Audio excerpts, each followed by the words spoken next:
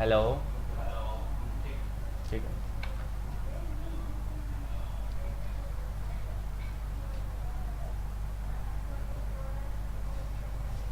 तो hello everyone, मेरा नाम है सौरभ और मुझे 5 इयर्स का टैली और बीजी का टीचिंग का एक्सपीरियंस है। तो जो आज की हमारी क्लास होने वाली है वो टैली प्राइम सॉफ्टवेयर की फर्स्ट क्लास होने वाली है। हम टैली प्राइम में आज आपको टैली प्राइम का इंट्रोडक्शन देंगे, साथ में टैली प्राइम आपको डाउनलोड कैसे करना है, जो उसका लेटेस्ट वर्जन है उसके बारे में आपको बताएंगे।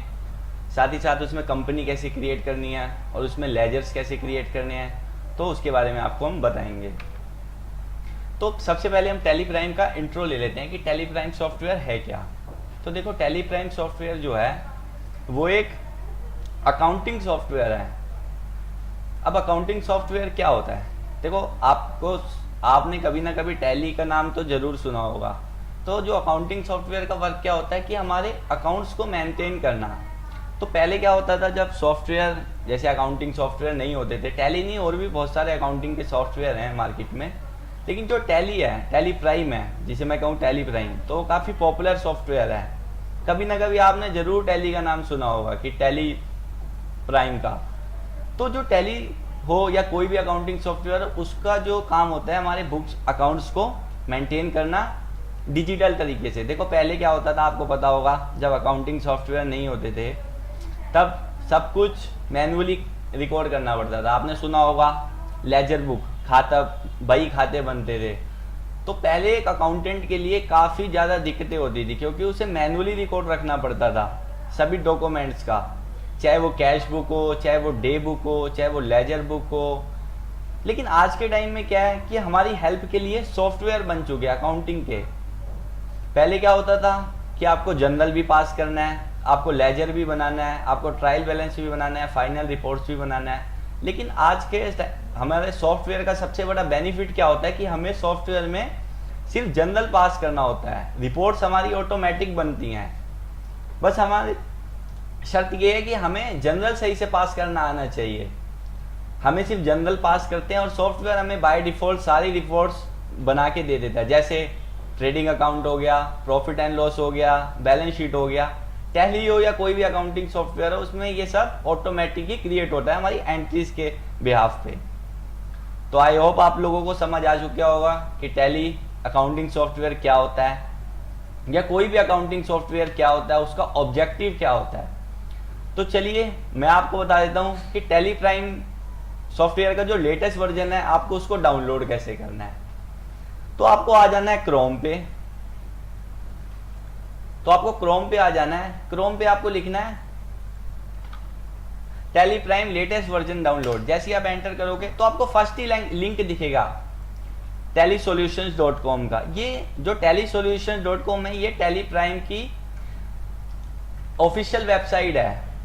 ये टैली कंपनी ही है, ये tellysolutions.com। तो आपको ये दिख रहा है टैली प्राइम 2.1। तो जो टैली प्राइम का लेटेस्ट वर्जन है, जो लेटेस्ट रिलीज है, वो है 2.1। तो आपको इसको बेसिकली डाउनलोड पे क्लिक कर देना है। तो देखिए आपका नीचे सेटअप डाउनलोड होना स्टार्ट हो चुका है।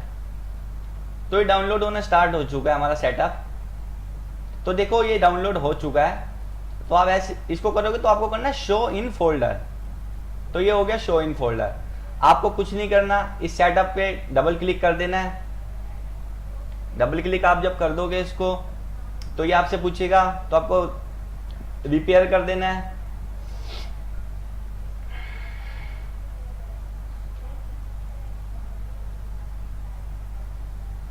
तो देखो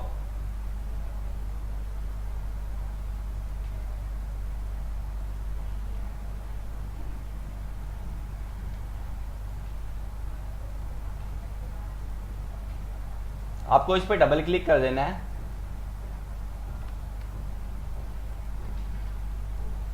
स्टार्ट टैली प्राइम आप करोगे तो देखो ये अब डाउनलोड हो चुका है हमारा टैली प्राइम सॉफ्टवेयर। तो जैसे ही टैली प्राइम आप ओपन करोगे तो कुछ ये इस तरीके से ओपन होगा टैली प्राइम का हमारा सॉफ्टवेयर। तो देखो ये हो चुका है ओपन। तो जब ये ओपन होता है ना तो ये हमें 4 ऑप्शंस देता है। Continue in educational mode, use licence from network, reactivate licence, existing licence activate new licence. तो आप एक बात को समझ लो, जो ये 3 ऑप्शन दिख रहे हैं ना आपको, यूज लाइसेंस वाला और रीएक्टिव वाला, एक्टिव वाला, ये लाइसेंस से रिलेटेड। तो जो हमें अभी हमारे पास लाइसेंस तो है नहीं, हमें एजुकेशनल मोड पे ही मैं आपको बताना को आगे कि आपको कंपनी और मास्टर्स लेजर्स कैसे क्रिएट करने हैं। तो देखो लाइसेंस मैं आपको बता देता हूँ, टैली प्राइम में 2 टाइप्स के लाइसेंस होते हैं, गोल्ड और एक सिल्वर। तो गोल्ड और सिल्वर में क्या डिफरेंस होता है? जो सिल्वर होता है उसमें सिंगल यूजर होता है, मतलब जैसे अगर आपने सिल्वर परचेज करा तो ओनली एक ही पर्सन उस पर काम कर सकता है, कि आप ही काम कर सकते हो, आप किसी और को उसका सर्वर नहीं दे सकते। लेकिन अगर आपने गोल्ड परचेज कर रखा है तो मल्टी यूजर, आप भी उस पर काम कर सकते हो, आप चाहो आपने एम्प्लॉय रखे हुए हैं आप उनको भी उसका सर्वर दे सकते हो। होता है ना कि एक ही टैली होती है भाई, कोई तो उसमें परचेज चढ़ा रहा है, कोई बैंक स्टेटमेंट चढ़ा रहा है, कोई सेल चढ़ा रहा है, लेकिन सबका सर्वर एक है, तो वो गोल्ड पे होता है।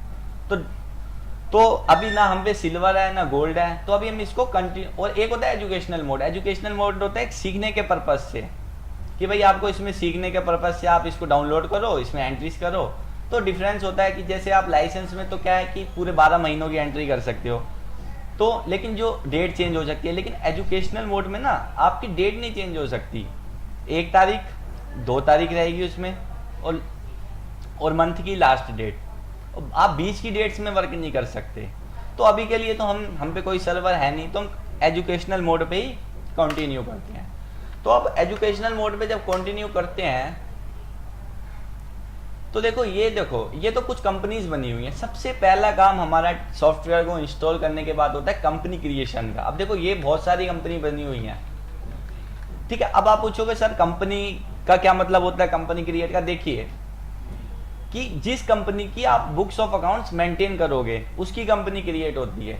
जैसे अब मान लो आप पार्ट टाइम अकाउंटेंट हो, आप पार्ट टाइम मार्केट में अकाउंटिंग करते हो, तो भाई सबकी अलग अलग, ऑब्वियस सी बात है, सबका नाम अलग अलग होगा। अब ऐसा तो है नहीं कि एक की कंपनी में आप सबकी अकाउंटिंग को मर्ज कर दोगे, तो सबके लिए अलग अलग कंपनी क्रिएट करोगे। तो सबसे फर्स्ट स्टेप होता है हमारा कंपनी क्रिएशन का, ठीक है। तो हम कंपनी क्रिएट करके देख लेते हैं। आपको एक ऑप्शन दिख रहा है ऊपर, क्रिएट कंपनी, आपको इस पे आना है। तो जब आप इस पे आएंगे तो कुछ इस तरीके का हमारा इंटरफेस दिखेगा फर्स्ट, मतलब ये एक फॉर्म टाइप में खुल जाएगा। तो देखो कंपनी क्रिएट से पहले ना कई लोग इग्नोर कर देते हैं, सीधा company name, mailing name, state डाल के इसको सेव कर देते हैं, लेकिन ना वो डेटा पाथ पे नहीं ध्यान देते बेसिकली। फिर उनको दिक्कत क्या आती है, जब उनसे कोई कहता है ना कि हमें टैली का डेटा आप सेंड कर दो, तो उन्हें यही नहीं पता होता कि हमारा डेटा पाथ क्या है।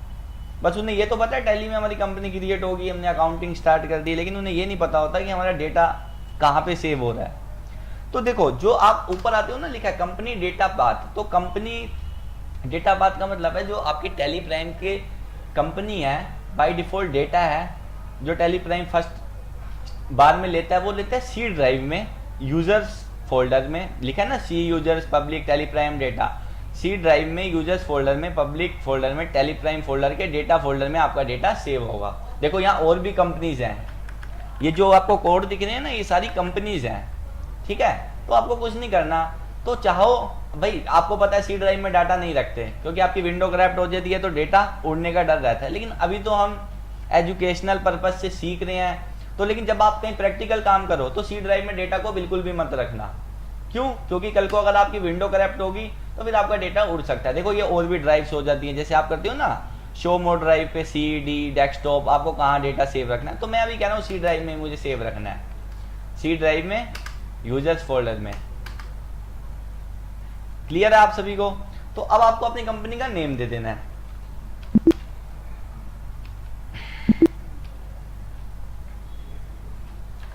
एक बार दोबारा आ जाते हैं क्रिएट कंपनी पे। तो बाय डिफॉल्ट ये वही लोकेशन ले रहा है, तो अभी के लिए हम इसको इसी लोकेशन पे ही सेव कर लेते हैं। तो कंपनी का नाम हम कुछ भी ले लेते हैं, कि जैसे HP ट्रेडिंग कंपनी, ठीक है। अब जो भी आपका एड्रेस है, प्रॉपर एड्रेस आपकी कंपनी का, क्योंकि एड्रेस डालना बहुत जरूरी है। अगर आप एड्रेस नहीं डालोगे, बिल को प्रिंट करके दोगे तो वो आपका एड्रेस नहीं आएगा यहाँ पे। तो आप डाल सकते हो, आपका जो भी प्रॉपर एड्रेस हो आपको डाल लेना है, जो भी आपकी कंपनी का एड्रेस हो, तो मैंने अभी के लिए इतना ही डाल दिया। आपका जो भी हो आपका पूरा डाल देना है, प्रॉपर एड्रेस।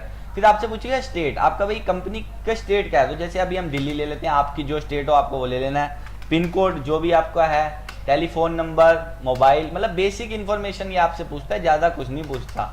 तो फिर करेंसी उसको पता है, रुपीज़ INR। भाई जैसे ही आप इंडिया सिलेक्ट करते हो कंट्री, तो वो करेंसी ऑटोमेटिक ले लेता है, क्योंकि उसको भी पता है कि अगर इंडिया है तो उसकी करेंसी रुपीज़ INR है, ठीक है। अच्छा, अब सबसे इंपॉर्टेंट चीज आती है financial year beginning from, books beginning from. तो यहाँ पे हमें थोड़ा सा ध्यान देना होता है। आप सभी को पता है फाइनेंशियल ईयर हमारा 1 अप्रैल से स्टार्ट होकर 31 मार्च को एंड हो जाता है। तो ये पूछता है सबसे पहले फाइनेंशियल ईयर बिगिनिंग फ्रॉम, ये ना करंट फाइनेंशियल ईयर लेता है। जैसे आप 22-23 चल रहा है तो ये डेट ले रहा है 1 अप्रैल 2022, और बुक्स की भी 1 अप्रैल 2022 ले रहा है, ठीक है। तो आपको क्या करना होता है, फाइनेंस बुक्स बिगिनिंग फ्रॉम में वो डेट डालनी होती है जब से आपकी अकाउंटिंग स्टार्ट हुई हो। अब देखो ऐसा जरूरी तो है नहीं कि फाइनेंशियल ईयर 1 अप्रैल से शुरू हुआ हो, आपकी बुक्स भी 1 अप्रैल से शुरू हुआ हो सकता है आपने बिजनेस स्टार्ट जून में करा हो, जुलाई में करा हो, सितंबर में करा हो, तो आपको ना यहाँ पे वो वाली डेट डालनी है। तो अभी, और ये बाय डिफॉल्ट दोनों डेटें सेम लेता है, तो आपको अगर 1 अप्रैल से बिजनेस स्टार्ट हुआ है तो आपको चेंज करने की रिक्वायरमेंट ही नहीं है। अगर नहीं हुआ तो जो भी आपकी बुक्स बिगिनिंग की डेट है वो आप यहाँ पे डाल सकते हो। तो कुछ नहीं करना आपको, मैं मानता हूँ 1 अप्रैल 2022 से मेरा बिजनेस भी स्टार्ट हो गया, कुछ नहीं करना, आपको एक्सेप्ट करवा देना है। तो ये ना आपसे कुछ ऑप्शंस पूछता है, जैसे ही आप कंपनी क्रिएट कर लेते हो ना कि भाई आपको अपनी कंपनी में क्या क्या फीचर्स चाहिए, किस किस फीचर को एनेबल रखना है, किस किस को डिसेबल करना है। तो देखो अभी ये हमारी बेसिक क्लास होने वाली है, हम आने वाली क्लासों में देखेंगे इन फीचर्स को भी कि इन फीचर्स का क्या यूज होता है, जैसे GST हो गया, बिल वाइज, TDS, TCS। तो अभी के लिए ना हम इसको इग्नोर करते हैं, क्योंकि आज की हमारी बेसिक क्लास होने वाली है। तो ये आपसे कुछ पूछेगा, या तो आप इसको एंटर करके सेव करवा सकते हो, नहीं तो टैली में ना सेव करने की जो शॉर्टकट की होती है वो होती है Ctrl+A, तो आप Ctrl+A करवा दोगे सेव। तो देखो हमारी कंपनी सक्सेसफुली क्रिएट हो चुकी है।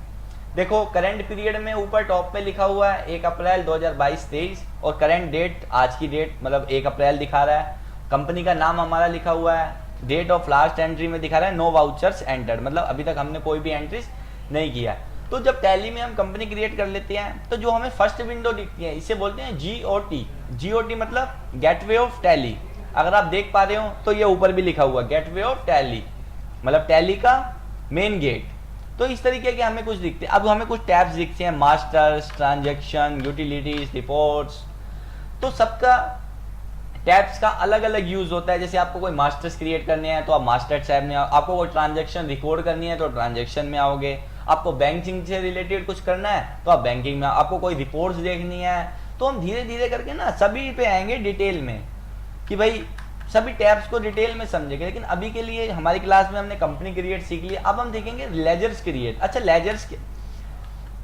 लेजर्स क्या होते हैं बेसिकली? देखो लेजर्स होते हैं अकाउंट्स, आप सबने सुने होंगे लेजर्स बोलते हैं अकाउंट्स को, कि भाई आप जब भी नया बिजनेस स्टार्ट करोगे तो आपको अकाउंट्स की तो रिक्वायरमेंट पड़ेगी ही ना। आप पार्टी को गुड्स सेल भी करोगे, पार्टी से परचेज भी करोगे, पेमेंट भी करोगे, रिसीव भी करोगे, तो ये सब अकाउंट्स हो गए ना। जैसे आपको किसी से पैसा लेना है तो आप क्या क्या बोलोगे कि भाई इसका लेजर खोल के दिखा दो, मुझे इसका कितना पैसा मुझे इससे लेना है। या किसी पार्टी को पैसा देना है तो हमें इस पार्टी को कितना पैसा देना है, तो कैसे देखोगे आप? अगर लेजर नहीं होंगे तो लेजर खोल के ही देखोगे ना पार्टी का, ठीक है जी। तो ये दिख रहा है आपको, तो आपको आ जाना है। अच्छा, टैली में ना लेजर्स क्रिएट करने के लिए हमें ग्रुप्स दे रखे होते हैं, ग्रुप्स 28 ग्रुप्स टैली हमें बाय डिफॉल्ट देता है। जो कुछ इस प्रकार है। आप ऑल्टर में आए, ऑल्टर में आपको ग्रुप दिख रहा है फर्स्ट ऑप्शन, तो आप ग्रुप पे आओगे तो देखो जी ये होते हैं हमारे ग्रुप्स। अब ये ग्रुप्स क्या होते हैं? देखो ये ग्रुप्स होते हैं लेजर के नेचर वाइज। जैसे भाई एक्सपेंस का, खर्चे का लेजर आप बना रहे हो तो वो एक्सपेंस के ग्रुप में आएगा, इनकम का बना रहे हो तो वो इनकम में आएगा, आप कोई एसेट्स परचेज कर रहे हो तो एसेट्स क्या है तो वो एसेट्स के ग्रुप में आएगा, कोई लाइबिलिटी खड़ी कर रहे हो तो लाइबिलिटी के ग्रुप में आएगा, कोई बैंक क्रिएट कर रहे हो तो वो बैंक के में आएगा, ठीक है जी। अब जैसे मैं ना आपको थोड़ा सा जल्दी से आपको मैं ये जो 28 हमारे ग्रुप्स हैं ना थोड़ा सा आपको मैं बता देता हूँ इनके बारे में, मतलब जल्दी से हम कवर कर लेंगे। क्योंकि मैं आपको फिर लेजर्स क्रिएट करना भी आपको बताना है मुझे अभी।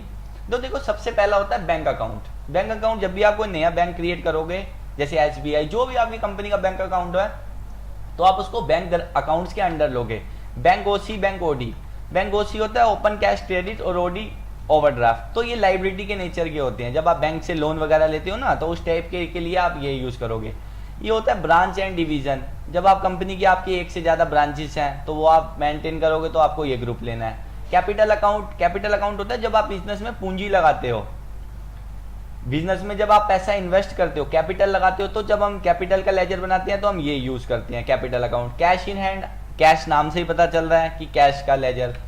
करंट एसेट, करंट एसेट्स मतलब एसेट्स किसको बोलते हैं? बिजनेस की वो सारी चीजें जो आपके बिजनेस को रन करने के लिए हेल्प करें। तो एसेट्स भी दो टाइप की होती है, करंट और फिक्स। करंट एसेट्स वो होती हैं जो हमारी शॉर्ट टाइम एसेट्स होती हैं, जो एक साल के अंदर अंदर में खत्म हो जाती हैं, जैसे डेटर्स हो गया, अभी मैं बताऊंगा आपको। तो कोई शॉर्ट टाइम एसेट्स है तो आप उसे करंट एसेट में ले सकते हो। करंट लाइबिलिटी बिल्कुल इसकी तरह लाइबिलिटी होती है, कंपनी की रिस्पॉन्सिबिलिटी कि आपको दूसरों को पे करनी है, जो लाइबिलिटी आपकी रिस्पॉन्सिबिलिटी है, उधारी एक तरीके की मैं अगर कहूँ तो आपको। डिपॉजिट एसेट मतलब हो गया कि आप अपनी एसेट कहीं पे डिपॉजिट करते हो, जैसे होता है ना रेंट के लिए, जब आप रेंट पे ऑफिस लेते हो तो वो आपसे सिक्योरिटी रखवाता है, तो लेकिन वो सिक्योरिटी जब आप खाली करते हो तो वापसी मिल जाती है, तो वो डिपॉजिट एसेट हो गया। डायरेक्ट एक्सपेंस, डायरेक्ट इनकम, सीधे खर्चे। डायरेक्ट एक्सपेंस होते हैं खर्चे हमारे, डायरेक्ट एक्सपेंस वो एक्सपेंस होते हैं जो रिलेटेड टू परचेज होते हैं और रिलेटेड टू मैन्युफैक्चरिंग होते हैं। डायरेक्ट इनकम नाम से ही पता चल रहा है, जो आपकी सीधी सेल से इनकम हो रही है। ड्यूटीज एंड टैक्सेस, जब हम ना लेजर्स, जब हम टैक्स के लेजर्स बनाते हैं, हम आगे सीखेंगे जब टैक्स के CGST, SGST, IGST या TDS, तो जब भी हम टैक्स के लेजर्स बनाते हैं ना, तो हम ड्यूटीज एंड टैक्सेस को लेते हैं। Expense, direct, indirect. डायरेक्ट मैं आपको बता चुका, इनडायरेक्ट होते हैं जो रिलेटेड टू ऑफिस और रिलेटेड टू सेल्स होते हैं। अब जैसे डायरेक्ट तो होते हैं रिलेटेड टू परचेस, इनडायरेक्ट होते हैं related to sale. Fix asset होगी, अच्छा फिक्स एसेट आ गई, मैंने आपको अभी ऊपर बताई थी करंट। फिक्स एसेट होती है जो लॉन्ग टाइम एसेट्स होती है, जैसे आपने सुना होगा फर्नीचर, बिल्डिंग होगी, लैंड हो गए, लैंड एंड बिल्डिंग होगी, तो ये सब हमारी क्या होगी? फिक्स एसेट्स होती हैं। इनकम डायरेक्ट, इनकम इनडायरेक्ट, ये वही है जो मैं अभी आपको ऊपर बता चुका। इनडायरेक्ट एक्सपेंस ये बार बार रिपीटेड दे रखे हैं। इन्वेस्टमेंट, इन्वेस्टमेंट जब आप कहीं पे कोई इन्वेस्टमेंट करते हो, होता है ना कोई शेयर्स में आपने इन्वेस्ट कर रखा है, तो आप ये वाला लोन एंड एडवांस एसेट्स, ये होते हैं लोन एंड एडवांस एसेट होते हैं कि भाई जब आप किसी को लोन देते हो, लोन देते हो, लोन लेते नहीं हो आप, वो आपकी एसेट्स होती है, क्योंकि आपको उससे पैसा लेना होता है सामने से। अब एक लोन आ गया लाइबिलिटी, मतलब आप लोन लेते हो, लोन देते नहीं हो, वो आपकी लाइबिलिटी होती है, आपकी उधारी होती है कि आपको सामने वाले को पे करना होता है। मिसलिनियस एक्सपेंसेस ये होते हैं, ये एक्सपेंस बेसिकली वो एक्सपेंसेस होते हैं जो हम कंपनी ओपन करने से पहले करके आते हैं, इनसे प्री ऑपरेटिंग एक्सपेंस भी बोलते हैं। प्रोविजंस, प्रोविजंस नाम से ही पता चल रहा है, जैसे आप कोई प्रोविजन बना देते हो कि हो सकता है फ्यूचर में मैं इतना एक्सपेंस करूं या इतना इनकम करूं या मेरा इतना टैक्स बन जाएगा, मतलब एक तरीके का एस्टिमेट करते हो। जब आप परचेज अकाउंट, नाम से ही पता चल रहा है कि जब आप परचेज का लेजर बनाओगे तो परचेज में। रिजर्व एंड सरप्लस, जब आप कुछ रिजर्व्स वगैरह कंपनी के लिए करते हो तो आप ये ग्रुप लेते हो। रिटेन अर्निंग्स, ये भी बिल्कुल ये इसी का ही पार्ट है। सेल्स अकाउंट, जब आप सेल्स का लेजर क्रिएट करोगे। सिक्योर्ड लोन, सिक्योर्ड लोन वो होते हैं जब आप किसी से सिक्योरिटी पे लोन लेते हो, जैसे बैंक हो गया, बैंक आपसे सिक्योरिटी लेते हैं ना, या कि गोल्ड आपसे रखवा लिया या आपसे मकान के कागज रखा लिए, तो वो सिक्योर्ड लोन हो गए। स्टॉक इन हैंड, स्टॉक से रिलेटेड कि भाई आपके पास कितना स्टॉक है। अच्छा, अब सबसे इंपॉर्टेंट है सन्ड्री क्रेडिटर और सन्ड्री डेप्टर्स, इन्हें समझ लीजिए आप, क्योंकि ये बहुत मतलब यूज में लगभग आपकी हर ट्रांजेक्शन में ये ग्रुप्स आपके यूज में आने ही आने। अच्छा, सन्ड्री क्रेडिटर कौन होते हैं? अगर मैं आपको हिंदी में बोलूँ तो देनदार, जिन्हें हमें पैसा, जिनसे हम उधारी में गुड्स को परचेज करते हैं, उन्हें हमें पैसा देना होता है, तो वो होते हैं हमारे सन्ड्री क्रेडिटर। जैसे आपने किसी से गुड्स परचेज करा 10,000 रुपये का, मान लो रोहन से आपने 10,000 रुपये का गुड्स परचेज करा, तो रोहन आपके लिए क्या है? आपने उधार परचेज करा है तो आपको उसको पे भी करना है, तो वो आपके लिए सन्ड्री क्रेडिटर, ठीक है, आपको उसको पे करना होता है। देनदार, हमें उससे पैसा देना होता है जिससे हम उधारी में गुड्स को परचेज करते हैं। ऐसे होता है सन्ड्री डेप्टर्स, ये उसका बिल्कुल अपोजिट, ये होता है जिससे हमें उधारी में पैसा रिसीव करना होता है। जब आप उधारी में किसी को गुड्स बेचते हो, सेल करते हो, तो वो होता है सन्ड्री डेप्टर्स, उससे आपको पैसे सामने वाले से रिसीव करने होते हैं।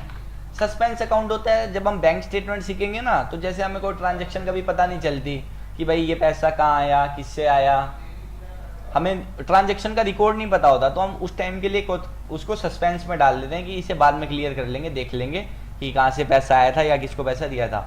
अनसिक्योर्ड लोन, कि भाई जहाँ पे कोई भी सिक्योरिटी के बिना जब आप लोन लेते हो, जैसे फ्रेंड से, फैमिली से लोन ले लेते हो, तो वहाँ पे कोई सिक्योरिटी नहीं। तो ये होते हैं हमारे 28 ग्रुप्स, इन्हीं के ही अंडर में हम लेजर बनाते हैं, इनके नेचर के ये नेचर होते हैं, एक्सपेंस, इनकम, लाइबिलिटी, एसेट्स, तो हम इसी के अकॉर्डिंग ही लेजर्स क्रिएट करते हैं। ठीक है जी। अच्छा, अब हम लेजर्स क्रिएट करेंगे, तो लेकिन ना दो लेजर टैली हमें बाय डिफॉल्ट बने बनाए देता है। वो दो लेजरों का नाम होता है प्रॉफिट एंड लॉस और कैश।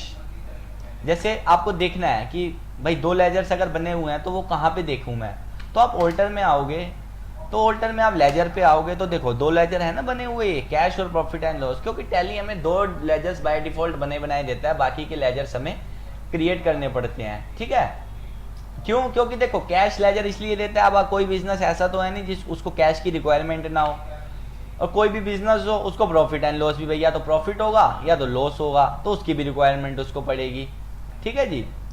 तो अब हम देख लेते हैं लेजर्स क्रिएट करके। क्रिएट पे आप आओगे, लेजर पे आप आओगे, तो कुछ इस तरह दोबारा देख लो आप स्टेप। गेटवे ऑफ टैली पे आप आओगे क्रिएट में, क्रिएट में आप आओगे अकाउंटिंग मास्टर्स में, लेजर्स में। तो लेजर्स में आप आए, तो देखो जो सबसे पहला अकाउंट होता है वो बनता है कैपिटल का, क्योंकि आप बिजनेस में जब भी पूंजी लगाते हो ना तो उसे कैपिटल बोलते हैं। तो हम बना के देख लेते हैं, कैपिटल अकाउंट। ठीक है जी। कैपिटल अकाउंट LIS ये पूछता है, कोई अगर आपका शॉर्ट नेम है तो आप दे सकते हो, नहीं तो अभी हमें कोई नहीं देना। अच्छा, आप देखो वही आगे ना ग्रुप्स जो मैंने अभी आपको बताए थे, कैपिटल अकाउंट है तो मैंने आपको बताया था कैपिटल के ही अंडर में जाता है, क्योंकि इसका नेचर यही है। ये एड्रेस वगैरह आपसे पूछेगा, अभी आपको किसी भी चीज़ पे कोई ध्यान देने की जरूरत रिक्वायरमेंट नहीं है, ओनली आपको लेजर का नाम और आपको उसको क्या ग्रुप देना है आपको वो देखना है। बाकी ये जो भी डिटेल्स हैं अभी आपको ये, क्योंकि ये GST भी अनेबल हुआ हुआ है, अभी इसे हम अननोन रखेंगे। तो यहाँ पे अगर कोई आपका कैपिटल अकाउंट का ओपनिंग बैलेंस है तो आप डाल सकते हो, नहीं है तो आप नहीं डालो। तो अभी के लिए हम ओपनिंग वगैरह सब इग्नोर कर रहे हैं, अभी हम सिर्फ ओनली लेजर्स क्रिएट करना सीख रहे हैं। तो कैपिटल अकाउंट हो गया। ठीक है, तो मैं एक असाइनमेंट खोल लेता हूँ, उसके साथ के साथ हम क्रिएट करते हैं लेजर्स को। ठीक है, एक तो हमने बना लिया, तो मैं असाइनमेंट खोल लेता हूँ।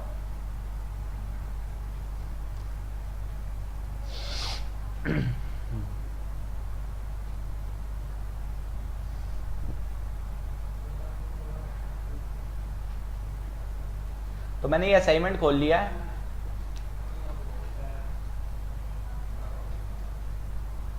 इसके साथ के साथ हम लेजर बनाते हैं ताकि आपको पता रहे कि भाई जो हम लेजर बना रहे हैं उसका ग्रुप क्या है, ग्रुप है तो ये क्यों है। जैसे सबसे पहला देखो लेजर है, ये इसके लेजर के नेम है और ये लेजर के ग्रुप है। ठीक है जी। अच्छा, सबसे पहला है परचेज और उसका ग्रुप दे रखा है परचेज। तो हम आते हैं टैली प्राइम में, तो टैली प्राइम पे हम आते हैं, तो हम यहाँ टाइप करते हैं परचेज अकाउंट। परचेज अकाउंट आपने लिख लिया। अच्छा, इसका ग्रुप क्या है मैंने आपको बताया था, जब भी आप गुड्स परचेज करोगे तो उसको परचेज अकाउंट में डालोगे, तो परचेज अकाउंट में आ गया। कुछ नहीं करना और आपको इसके अलावा अभी आपको कुछ भी नहीं, आपको सिर्फ इतनी बातों पे ध्यान रखना है। और इसको टैली में सेव करने के लिए होता है, या तो आप एंटर से सेव कर सकते हो या तो कंट्रोल A से इसे सेव करा सकते हो। ठीक है जी। अच्छा, सेकंड ग्रुप लेजर का नाम है हमारा परचेज रिटर्न। तो मैंने इसे कॉपी कर लिया, मैंने पेस्ट कर दिया परचेज रिटर्न। तो ये भी इसका भी ग्रुप दे रखा है हमें परचेज अकाउंट, तो आप इसको भी परचेज अकाउंट में डाल दोगे, क्योंकि परचेज रिटर्न भी परचेज अकाउंट ही होता है, क्योंकि परचेज से लेस होती है हमारी परचेज रिटर्न ना। तो आप इसे कंट्रोल A कर दोगे, तो ये भी हमारा क्रिएट हो गया। फ्रेट चार्जेस, इसे आप कॉपी करोगे। अब देखो चार्जेस है ना हमारे फ्रेट, भाड़े के, मैंने आपको बताया था भाड़े के। तो जब आप गुड्स को परचेज करते हो तो आप उस पर फ्रेट देते हो, यानी भाड़े का किराया देते हो, तो वो आपका खर्चा होता है। और मैंने बताया था जो रिलेटेड टू परचेज एक्सपेंस होते हैं वो हमारे डायरेक्ट एक्सपेंस होते हैं। तो आप इसका ग्रुप ले लोगे, देखो यहाँ दे रखा है ना डायरेक्ट एक्सपेंस, आप ले लोगे डायरेक्ट एक्सपेंस आपने ले लिया, कंट्रोल A से आप इसे सेव कर दोगे। अब कैरिज इनवर्ड, ये भी हमारा एक्सपेंस होता है, तो इसे भी यहाँ आओगे, ये भी इसका ग्रुप आप देख लोगे, डायरेक्ट एक्सपेंस, इसे आप सेव करा दोगे। ठीक है, इसे भी कॉपी करोगे तो देखो ये सारे हमारे एक्सपेंस हैं, है ना, सभी में डायरेक्ट एक्सपेंस बाद के बाद रिपीट हो रहे हैं। इसे भी कॉपी करोगे, डायरेक्ट एक्सपेंस आपने सेव कर दिया। मैन्युफैक्चरिंग वेजेस, जो दिहाड़ी मजदूरी देते हो आप, तो वो भी आपकी क्या होती है, एक खर्चा होता है, डायरेक्ट एक्सपेंस। कोल, गैस, वाटर, इसको भी कॉपी करोगे, पेस्ट करोगे तो डायरेक्ट एक्सपेंस, इसे भी आप सेव कर लोगे। तो देखा ये आपने सारे एक्सपेंस के नेचर के हैं। ये फैक्ट्री रेंट, आपने कोई रेंट दिया फैक्ट्री का या इलेक्ट्रिसिटी का, तो इसका भी क्या है जी, मतलब फैक्ट्री का आपने रेंट दिया, इलेक्ट्रिसिटी दिया का रेंट दिया, तो वो डायरेक्ट एक्सपेंस हो गया। ठीक है जी। सैलरी, सेल्स बना लेते हैं हम, परचेज हमने बना लिया। सेल्स किस में आएगा जी, सेल्स में आएगा, सेल्स अकाउंट में आएगा। कंट्रोल ऐसे इसे सेव करा दोगे। सैलरी आप किसी को पे कर रहे हो तो यहाँ सैलरी आप बनाओगे इनडायरेक्ट एक्सपेंस में, इसे सेव कर दोगे। ऐसी है पोस्टेज एंड टेलीग्राम, इसे पेस्ट करोगे। क्या ग्रुप है जी, इनडायरेक्ट एक्सपेंस, इसे सेव करा। कंट्रोल ए आपको टेलीफोन का, आपने टेलीफोन के चार्जेस दिए हैं, control C, control V, indirect expense, control A. आपने एक रेंट दिया किसी को, कॉपी, तो इनडायरेक्ट एक्सपेंस ये भी हो गया। ठीक है जी। तो देखिए ये कुछ लेजर से अब हमने डायरेक्ट इनडायरेक्ट एक्सपेंस के नेचर के देख लिए। अब हम देख लेते हैं किसी और नेचर की। सारे एक्सपेंस है, अभी मैं सबके नहीं बना रहा क्योंकि सबके इनडायरेक्ट एक्सपेंस है, हमने देख नेचर समझना था, समझ लिया। अब हम इनकम के कुछ बना के देख लेते हैं। जैसे डेप्रिसिएशन और ऐसे इंटरेस्ट ऑन इन्वेस्टमेंट रिसीव, आपको मान लो इंटरेस्ट पे इन्वेस्टमेंट रिसीव हुई है तो आप कंट्रोल वी, तो ये क्या है जी, आपकी इनकम है, तो आप इसे कर दोगे इनडायरेक्ट इनकम, कंट्रोल ऐसे इसे सेव करा दोगे। ठीक है जी। अब है इंटरेस्ट ऑन पोस्ट रिसीव, ठीक है, आपको इंटरेस्ट मिला है डिपॉजिट रिसीव, तो आप इसकी क्या है जी, इनडायरेक्ट इनकम, इसे सेव करा दोगे।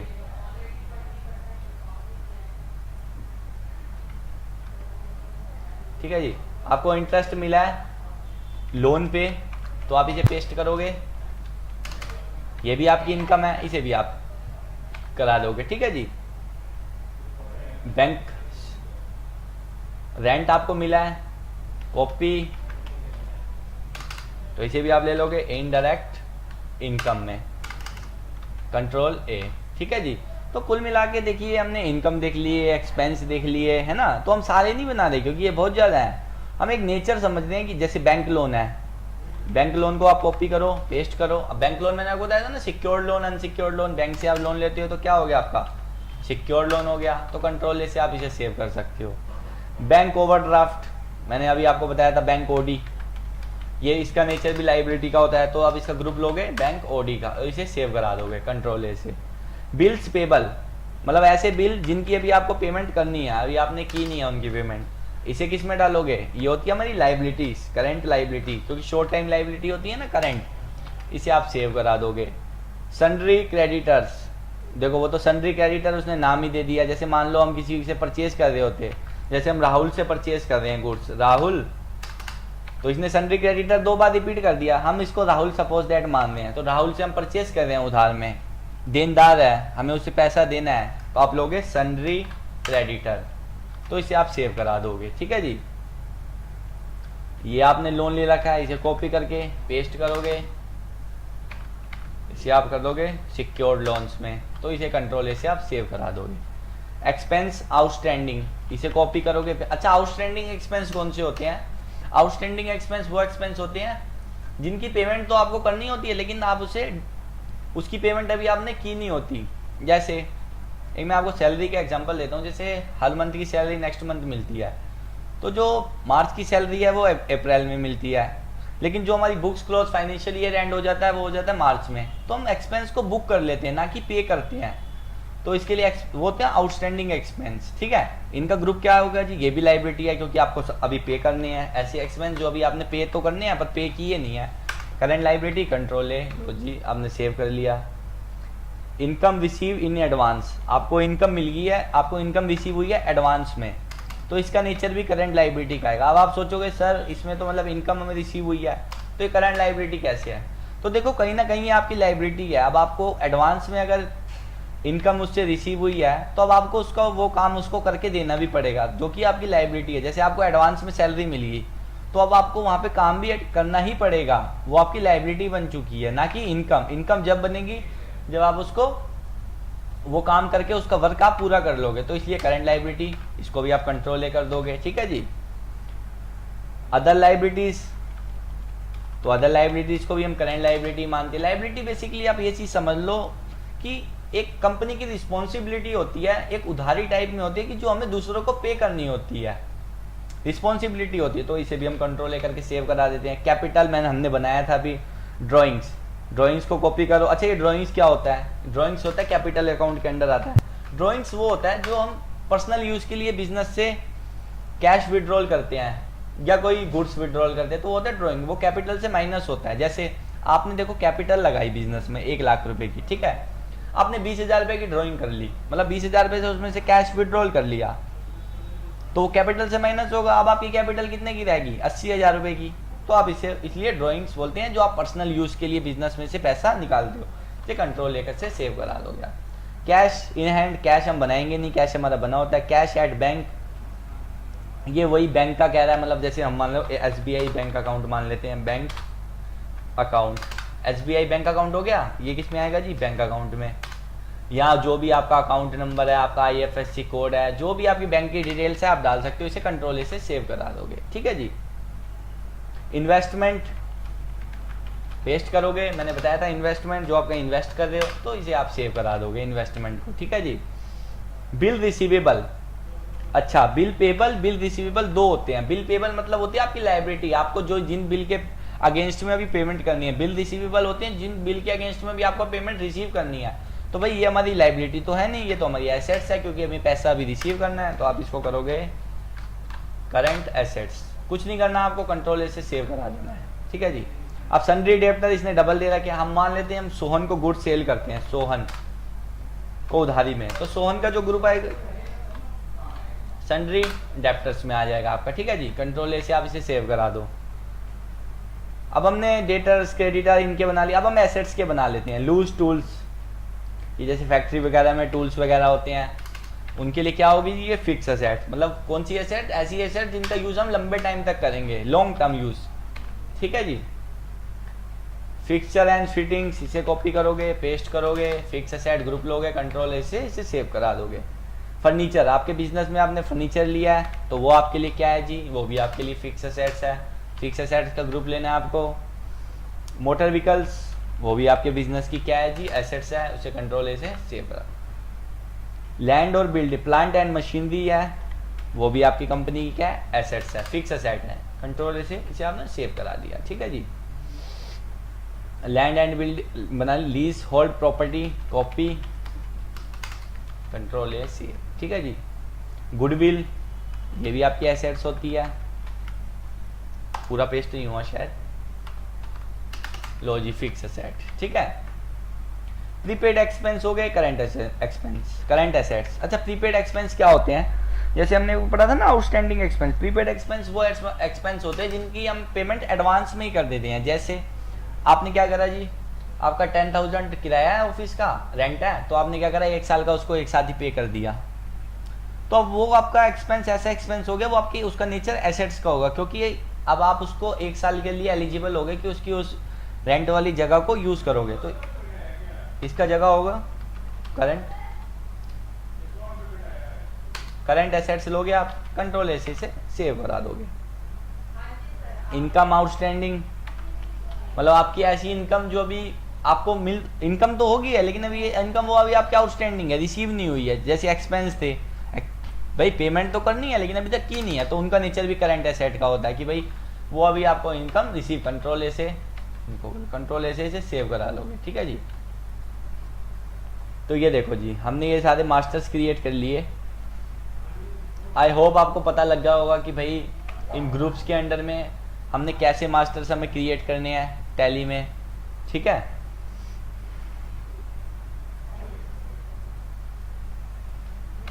तो अब जो हमने मास्टर्स क्रिएट करे, लेजर्स क्रिएट करे, अब हमें उन्हें मान लो आपने कोई इसमें करेक्शन कर रखी है, ठीक है, अब आपने उसमें कोई करेक्शन कर रखी है, अब आपको उसको देखना है कि भाई मैंने उसमें गलती करी है, कोई उसका ग्रुप गलत ले लिया या कोई डिटेल गलत डाल दी, उसको मुझे चेंजेस कहाँ से करना है, या सर मैंने जो अभी लेजर्स बनाए हैं मुझे वो सारे दिखेंगे कहाँ पे, शो कहाँ होंगे, तो वो आपको बेसिकली कहाँ पे शो होंगे, आप एस्केप से बाहर आओगे गेटवे ऑफ टैली की मेन मेन्यू पे, तो आप एक ऑल्टर ऑप्शन दिख रहा है, देखो दो ऑप्शंस होते हैं, क्रिएट ऑल्टर, होता तो 400 अकाउंट्स भी है, अब इन दो पे फोकस करो। ऑल्टर मतलब क्या होता है जी, कोई भी आपको चेंजेस करने हैं या उसको डिलीट करना है आपको, तो सब ऑल्टर में आपको करना है। ऑल्टर में आए आप, ठीक है, ऑल्टर में आने के बाद लेजर, तो ये देखो जी ये आपके सारे लेजर्स आ गए जो हमने अभी क्रिएट करे थे। अब आपको कोई भी लेजर में किसी में भी ऑल्ट्रेशन करना है तो यहाँ से आप आओगे, उसका मान लो आपने ग्रुप गलत ले लिया तो यहाँ से उसको ग्रुप ठीक करोगे, उसे आप ठीक कर सकते हो। मान लो आपने कोई लेजर एक्स्ट्रा बना दिया, आपको उसे डिलीट करना है, तो ऑल्टर में आप उसे ओपन करोगे, ऑल्ट डी का यूज करोगे आप, ऑल्ट डी, तो आप लेजर भी डिलीट कर सकते हो पार्टी का, ठीक है जी। तो ये सारे जो भी हमने लेजर्स बनाए थे उनकी सारी लिस्ट यहाँ पे शो हो रही है, तो जो भी आप चेंजेस करना चाहते हो ऑल्टरेशन में आके कर सकते हो, ठीक है जी। अब आपको मास्टर्स बनाने आ गए, आपको कंपनी क्रिएट आ गई। अब कंपनी अगला काम होता है, हम नेक्स्ट क्लास में सीखेंगे कि भाई वाउचर से एंट्री कैसे करनी है, लेकिन वाउचर इंट्रोडक्शन लेंगे। तो अब जो हमारा नेक्स्ट स्टेप होता है वो होता है जी जो हमारा नेक्स्ट स्टेप होता है वो होता है कि कंपनी को शट करना, कंपनी को खोलना। तो जब मान लो अब हमारी कंपनी खुली हुई है एचपी ट्रेडिंग कंपनी, आपको मैंने बोल रहा हूँ कि भाई एक बिल ऑफ मटेरियल करके कंपनी है, आप उसको ओपन कर दीजिए, तो आप कैसे करोगे, आप करोगे ऑल्ट F3, लिखा है ना जी F3, देखो माउस से तो हम जाएंगे नहीं, हम शॉर्टकट कीज का यूज करेंगे। ऑल्ट F3 से आप जाओगे तो ये देखो जी ये सारी कंपनीज का हमें लिस्ट दिखा देगी, लिस्ट दिखा दी इसने। तो मैंने आपको बोला था बिल ऑफ मटेरियल हमें कंपनी खोलनी है, तो आप इस पे एंटर करोगे तो खुल गई बिल ऑफ मटेरियल। लेकिन अभी भी एक फॉल्ट है कि देखो बिल ऑफ मटेरियल तो खुल गई लेकिन अभी हमारी भी खुली हुई है एचपी ट्रेडिंग कंपनी, तो हमें इसे क्या करना है, शट करना होगा। मतलब मैं आपको बोल रहा हूँ आप सिर्फ bill of material company open रहने दो, अपनी कंपनी एचपी ट्रेडिंग बंद कर दो, शट कर दो। तो आप शट करने के लिए क्या होती है शॉर्टकट की, Ctrl+F3, फिर से देख लीजिए कंट्रोल और F3। अच्छा अब आपसे पूछेगा आपको कौन सी कंपनी शट करनी है, बिल ऑफ मटेरियल या एचपी ट्रेडिंग, तो आपको क्या करनी है, मैंने बोला एचपी ट्रेडिंग मुझे शट करनी है, तो आप एंटर मारोगे तो लो जी वो शट होगी, बिल ऑफ मटेरियल ओपन हो चुकी है, ठीक है। मैंने आपको बोला अपनी कंपनी शट करके दोबारा जो हमने एचपी ट्रेडिंग बनाई थी उसे ओपन कर दो, कंपनी ओपन कर दो, तो आप कंट्रोल F3 करोगे, कंट्रोल F मतलब कल तो आप ऑल्ट F3 भी सकते हो सिलेक्ट के लिए, लेकिन कंट्रोल F3 से ही होगा, आप इसे साथ के साथ शट कर दोगे कंपनी को। कंट्रोल F3 आप करा आपने, आप एंटर करोगे तो लो जी आपके सामने फिर से लिस्ट खुल जाएगी कंपनी की। मैंने बोला एचपी ट्रेडिंग कंपनी, तो ये लीजिए आपकी कंपनी, ये आपकी कंपनी ओपन हो चुकी है एचपी ट्रेडिंग, ठीक है जी। इतनी बात आपको मतलब कंपनी शट कैसे करनी है। अब आपको उस कंपनी में मान लो कोई चेंजेस करनी है या इस कंपनी को डिलीट करना है, या आपने इसमें कोई एड्रेस नहीं डाला या आपने कोई फोन नंबर नहीं डाला उस टाइम, अब आपको इसमें चेंजेस करने हैं, तो आपको करना है ऑल्ट के, क्या करना है जी ऑल्ट के